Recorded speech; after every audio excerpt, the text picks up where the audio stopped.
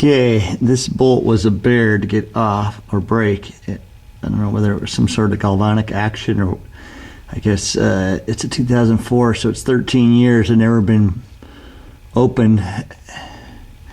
But it was on there very tough, and I was afraid I was going to break my tool. So I got a decent sized breaker bar. It goes almost all the way to the ground. That is as long as I'd recommend to use on that size of a bolt, and it was still being hard.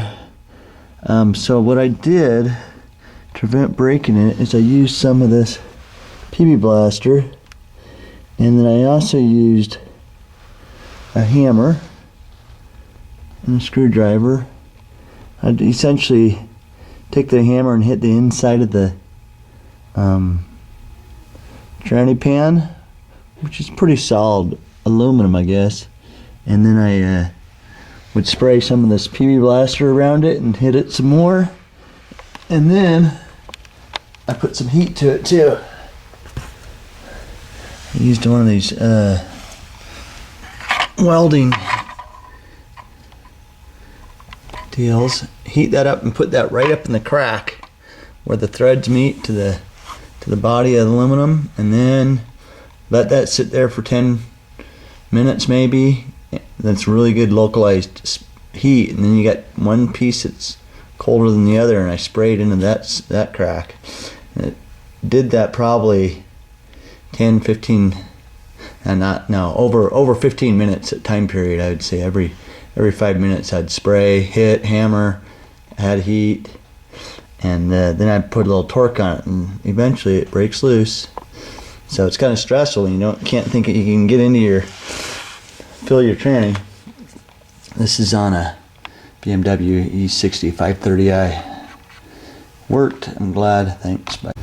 Okay, I know it's hard to see, but I mounted the sleeve to the Motronic system, I guess. It goes into the tranny, and then I assembled everything back together, put the pan in, put the oil in, fluid, and hooked everything up, and it was not communicating with the transmission. It said transmission error, wouldn't even start, wouldn't turn over or anything.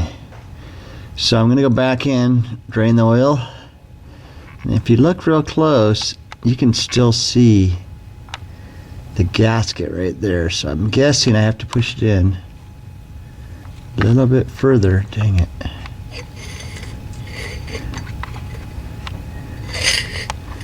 Anyhow, so I got to push it in a little bit further to get it to everything lined up, and gonna do that and let you know how it works.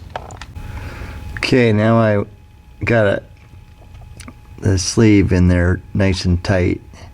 You can see the difference between this filming and the previous filming. This is how it's supposed to be. Now I'll reassemble, put it all together, put the oil in, and should be good to go. Hopefully that comes out good on the paper. But you can't see the gasket anymore. The thing is essentially almost flush onto the little clamp.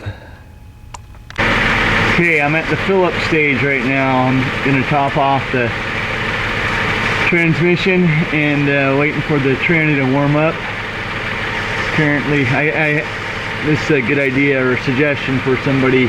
But this is from Petco. It's a little digital thermometer, costs $9.99, and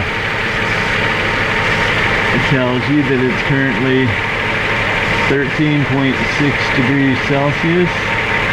Read that. 13.7. So I'm gonna wait until it gets up to 35, and then fill it. And at 40 degrees it should drip over the edge.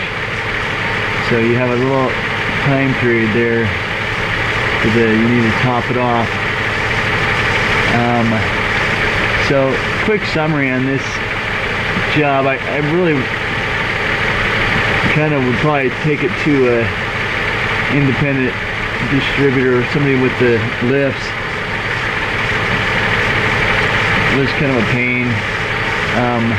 Partly just putting your car on jacks is a pain, and then all these little things. If you have the smaller T27 ones, they strip, so I had to cut out or drill out about 4 of those.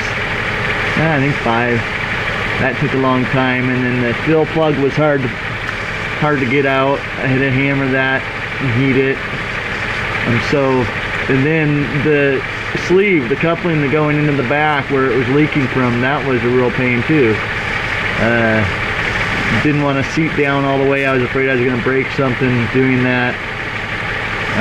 So if I had to do this all over again, I'd probably just take it to independent and let them do it. That's it. And I think one big variable, if you see this, the bolts already have the big threads or the big bolt holes on it, then you're less likely to strip. So you could easily change if you're and you always want to do the fill hole first to make sure that you'll be able to fill it back up. That's stressful when you don't know if you're going to be able to get that out, and that's the hardest one to get out for whatever reason. It's hard to get a proper size tool on there, and then it's metal on metal. Well, this is plastic down here, so that one's pretty easy to drain. But anyways, it was definitely a project, and probably I might end up doing it on my newer Volkswagen too.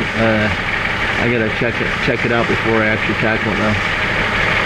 Thank you guys for watching, and remember to like and comment and subscribe. Thanks. Have a great day.